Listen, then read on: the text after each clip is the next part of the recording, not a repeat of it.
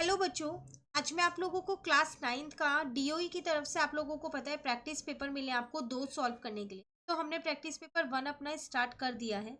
तो उसके हमने कल की क्लास में 1 to 5 क्वेश्चंस कंप्लीट कर लिए थे। तो आज इसी प्रैक्टिस पेपर के मैं आपको आगे के क्वेश्चंस कराने वाली हूँ। क्वेश्चन नंबर 6 से आज हम यहाँ पर करते हैं। 5 तक के क्वेश्चंस चैनल पे अपलोड है, आप वहाँ से कर सकते हैं। ठीक है। तो 1 मार्क वाले क्वेश्चन अभी हमारे पास चल रहे हैं। यहाँ पर आपसे क्या कह रहा है इस क्वेश्चन में, question number 6, if x plus 2 is the factor of this x cube minus 2a x square plus 16, then the value of a is।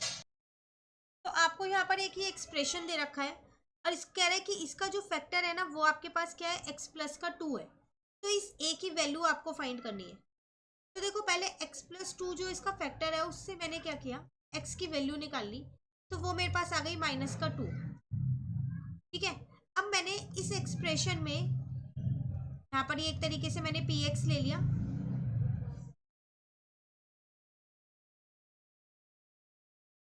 इस एक्सप्रेशन में मैंने x की वैल्यू को पुट कर दिया।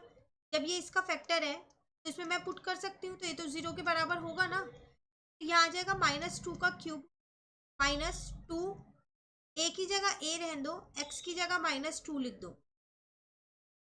देखो 2 2 जा 4 2 जा 8 हो जाएगा, 2 का क्यूब पर माइनस का साइन ऐसे ही रहेगा। ये 2a -2 का स्क्वायर कितना हो जाएगा, 4 हो जाएगा। तो 0 इज इक्वल टू -8 और +16 8 हो जाएगा।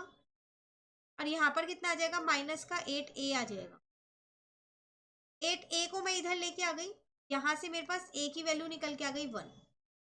तो इसका आंसर आपके पास हो गया बी। क्लियर। नेक्स्ट क्वेश्चन में आपसे क्या कह रहा है, क्वेश्चन नंबर 7 में, if the ratio of the radius of two spheres is 1:4, then the ratio of their volume will be. आपको दो स्फीयर के रेडियस की रेशियो दे रखी है 1:4। आपको क्या करना है, वहां पर वॉल्यूम की रेशियो निकालनी है। कैसे करेंगे, यहाँ पर कर लेते हैं हम इस क्वेश्चन को। सबसे पहली बात, वॉल्यूम होती क्या है, 4/3 πr³ होती है। तो मुझे यहाँ पर दे रखा है R1/R2, मैंने R1 और R2 ले लिया, तो 1:4 दे रखी है। ठीक है। तो volume of sphere 1 divided by volume of sphere 2 हो जाएगा। वॉल्यूम ऑफ स्फीयर 1 हो जाएगा 4/3 πr³। R1 का क्यूब यहाँ हो जाएगा 4/3 πr2 का क्यूब। ये इससे कट हो गया, ये इससे कट हो गया, तो 1/4 का होल क्यूब आ गया। R1 क्यूब प्लस अपॉन में R2 क्यूब, ये 1/64, रेशियो आ जाएगी 1:64। क्वेश्चन में ये रहा आपके पास डी ऑप्शन, यही आपका आंसर। क्लियर। नेक्स्ट क्वेश्चन में आपसे यहाँ पर क्या कह रहे हैं, in the given figure if L is parallel to M, then what is the value of X। X की वैल्यू बताओ अगर ये दोनों लाइंस पैरेलल है। तो देखो जब ये दोनों लाइंस पैरेलल है तो ये तो मेरे ऑल्टरनेट एंगल बना रहे हैं, ये इक्वल होंगे। P Y is equal to 2y plus का 25 होगा। रीजन आप लिख सकते हो यहाँ पर आपके ऑल्टरनेट एंगल्स है। ठीक है ना। तो ये इधर जाएगा तो माइनस का हो जाएगा, y की वैल्यू 25 आ गई। यहां से मैं इस एंगल को निकाल सकती हूँ, 2y प्लस का 25 था, तो 2 इंटू में 25 प्लस का 25। यहाँ पर मैंने y की वैल्यू पुट किया और कुछ नहीं किया, तो 50 प्लस का 25 कितना आ गया, 75 आ गया। तो ये वाला जो एंगल है जिसको मैं शेड कर रही हूँ, ये 75 डिग्री निकल गया। अब हमें पता है कि ये वाले दोनों एंगल्स इक्वल होंगे। x प्लस 15 जो है वो 75 के बराबर होगा, क्यों, ये वर्टिकली अपोजिट एंगल्स है मेरे पास। तो x कितना आ जाएगा मेरे पास, 75 माइनस का 15, तो वो आ जाएगा 60 डिग्री। क्लियर है। चलिए नेक्स्ट क्वेश्चन नंबर 9 में आपसे क्या कह रहे हैं, given below is the map giving the position of 4 housing societies and roads connecting them in a township.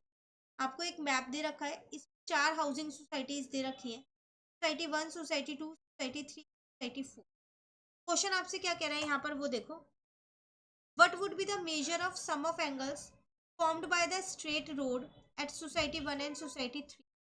अगर सोसाइटी 1 और सोसाइटी 3 ये स्ट्रेट रोड पे ये, तो आपको यहाँ बताना है कि एंगल, सम ऑफ एंगल कितना होगा। तो स्ट्रेट रोड पे आपको पता है कि 180 डिग्री का एंगल बनता है स्ट्रेट लाइन पे, तो इसका आंसर हो जाएगा 180। क्लियर।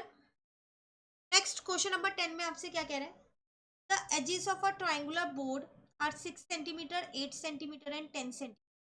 एक ट्राइंगुलर बोर्ड है, उसकी साइड आपको दे रखी है 8 and 10। The cost of painting if it at the rate of 9 paisa पर सेंटीमीटर स्क्वायर। तो आपको कॉस्ट ऑफ पेंटिंग बतानी है अगर 1 सेंटीमीटर स्क्वायर की कॉस्ट 9 पैसा है।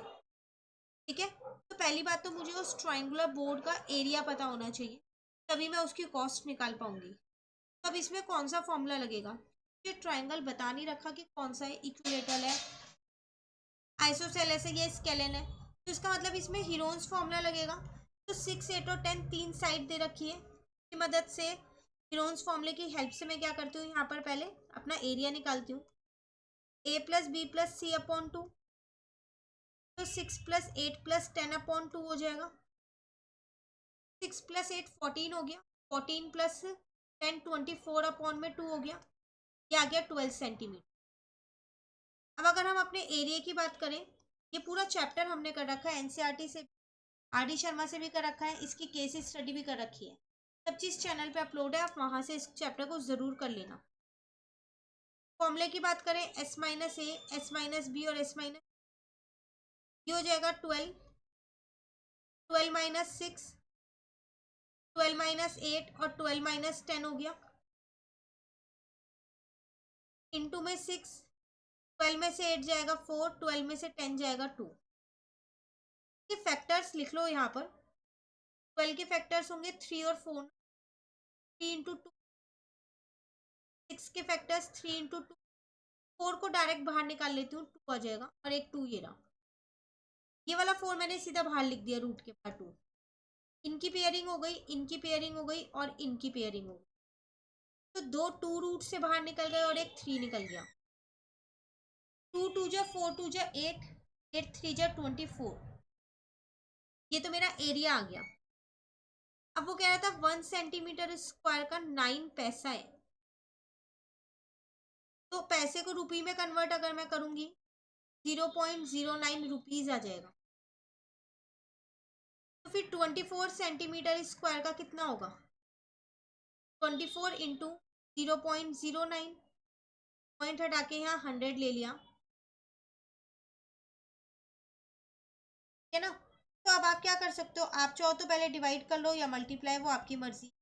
24 को अगर आप 9 से मल्टीप्लाई करते हो तो 216 आएगा, तो आपके पास कॉस्ट आ जाएगी 2.16, 2 रुपये 16 पैसे। क्लियर, ये था क्वेश्चन 10। तो आज की क्लास में अगेन हमने अपने 5 क्वेश्चंस और कंप्लीट कर लिए इस पेपर के। इसके साथ साथ मैं आपका जो पेपर नंबर 2 है वो भी साथ साथ शुरू कर दूंगी, तो आप उसको भी करते रहिए, रोज 5 क्वेश्चन करेंगे, 5 to 6 डेज में ये पेपर हमारा पूरा कंप्लीट हो। मिलते हैं नेक्स्ट क्लास में आगे के 5 क्वेश्चन के साथ। कहीं भी दिक्कत लगे कमेंट करके ज़रूर, वीडियो अच्छी लगे आप इसे लाइक ज़रूर कीजिएगा, फ्रेंड्स के साथ भी इन वीडियोज़ को ज़रूर शेयर कीजिए। Thank you.